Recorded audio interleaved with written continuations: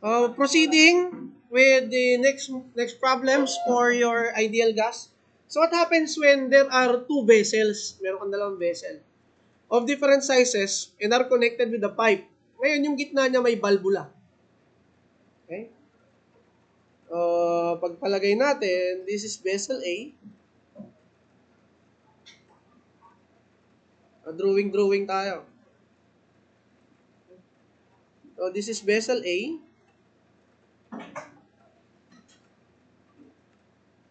A. This is connected by a piping. Tapos meron tayong valvula dito sa gitna. Ayan, sign for a valve. Tapos dito yung ibang size. Okay, there are certain conditions on the valve.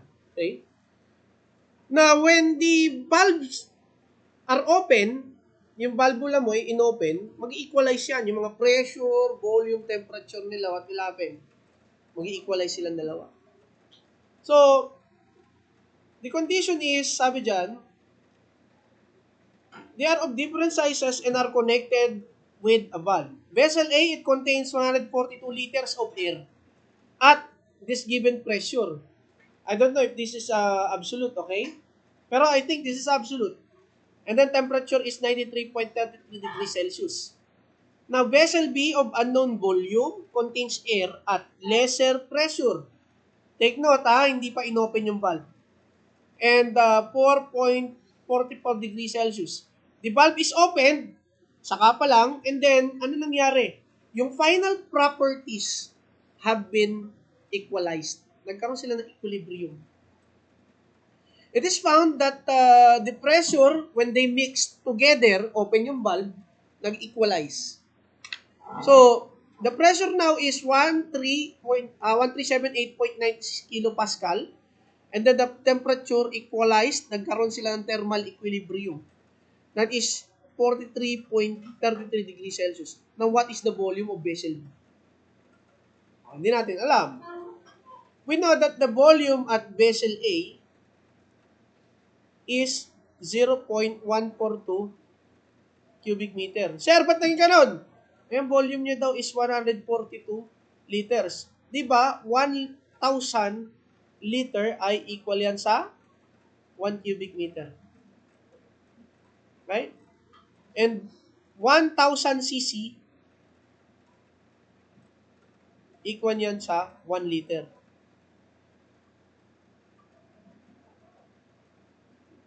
Yan, para hindi ka nalilito. Yung temperature niya kay A is 93.33 degrees Celsius. Yung kanyang pressure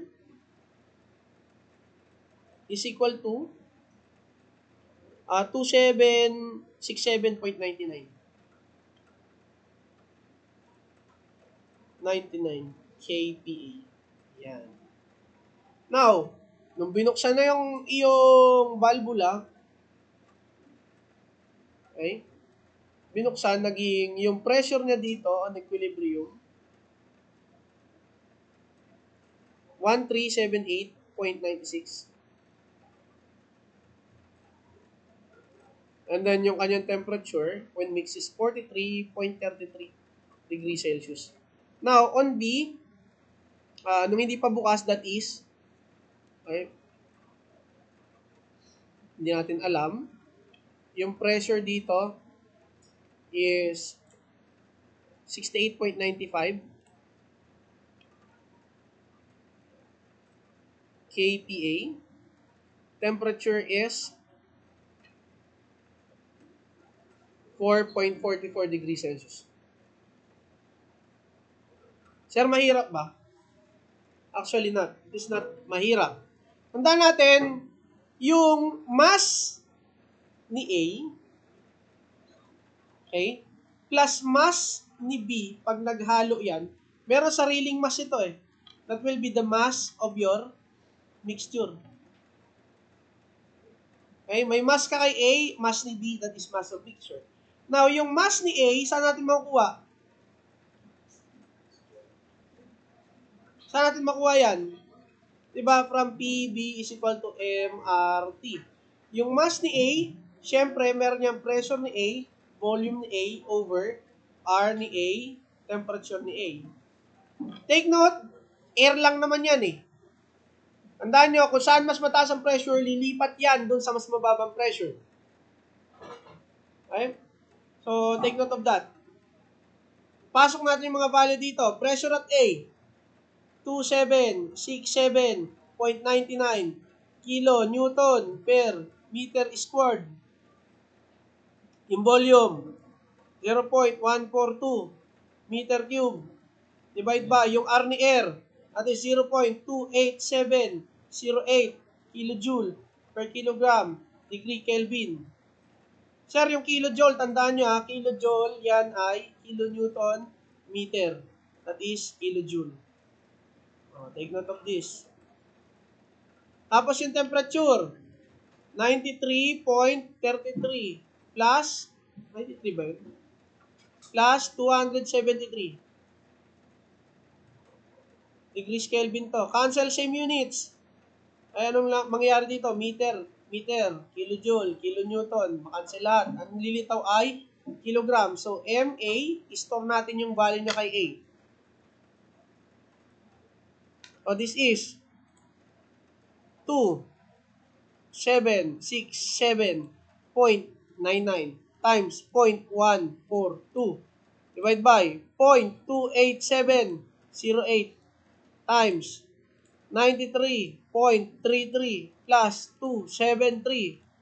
So the answer here is 3.7375. 7375 kilograms. Air ito, yan yung mass ni A. Now, for mass B,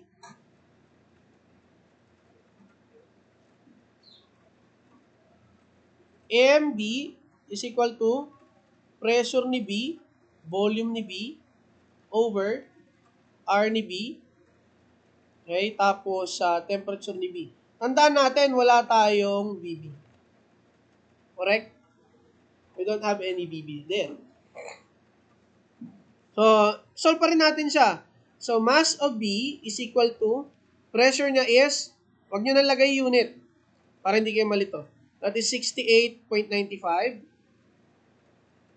68.95 BB. Wala naman nakalagay doon. RB 0.28708. As is nyo muna yung units. Temperature at B is 4.44 plus 273. Okay. Bali para magiging equation siya. So, kunin natin sa calculator. Palitan ko na lang ito nasa taas.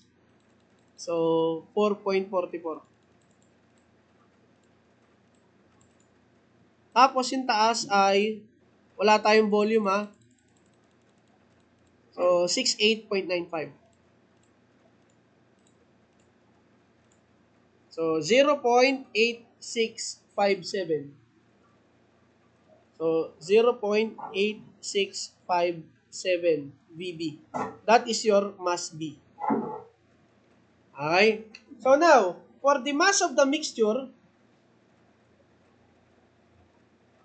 okay, MMX, unknown yan. So, MMX equal yan sa pressure ni mixture, okay, volume ni mixture, R ni mixture, temperature ni mixture. Okay? Sir, ano ba yung volume ng mixture? We know that, sir, di ba ang volume is parang mass din yan, is additive. Is additive, ha? So, yung volume ng mixture is same as mass.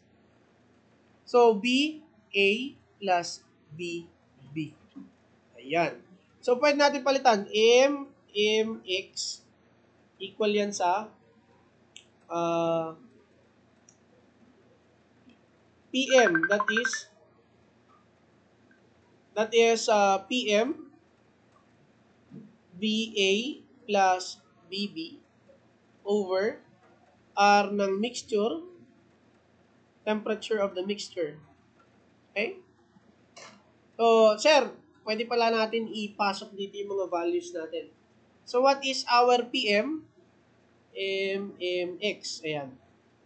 Yung PM natin is, binigay dyan, 1378.96. Huwag na muna mag-units para hindi nalilito. Tapos yung VA natin, alam natin yung volume at A is 0.142. Okay? 142 plus VB. Over, yung R natin 0.28708. Yung temperature natin dito ay, nagbigay naman, 43.33. 43.33 plus 273. Solve ko muna yun nandito. Okay, para magkaroon ako ng equation. So, this is, okay, 1378.96 0.28708, okay, multiply to 43.33 plus 273. So, kunin nyo lang yung 15.1848. 0.1848. Okay? Times 0.142 plus VB. Sir, meron tayo dito nakuha na equation. So, pagsama-samahin natin silang lahat. So, MB is equal to 0.8657 BB.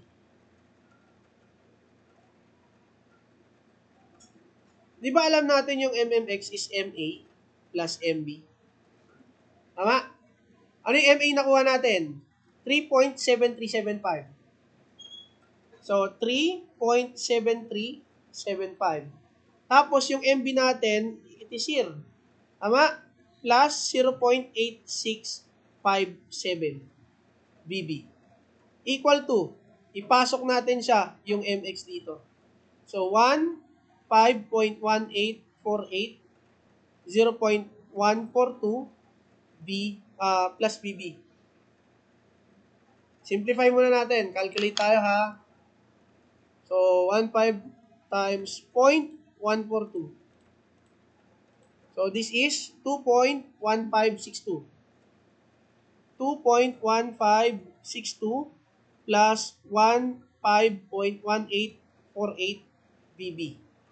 Tapos, 0.8657 BB. Tapos, 3.7357. Naka-plus yan. So, pagsamahin natin yung may VB, this is 15.1848 minus 0.8657. Factor out si VB equal to 3.7357 minus 2.1562. Divide both sides by 15.1848 minus 0.8657. So, VB natin is how many cubic meters in your calculator.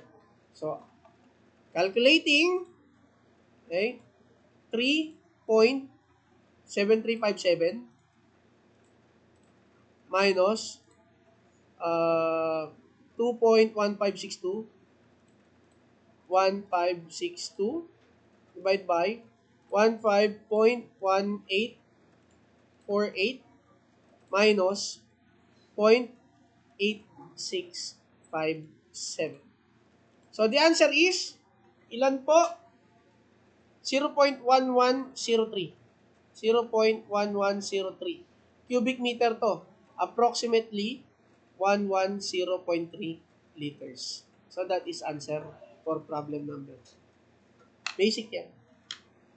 Let me pause in a while.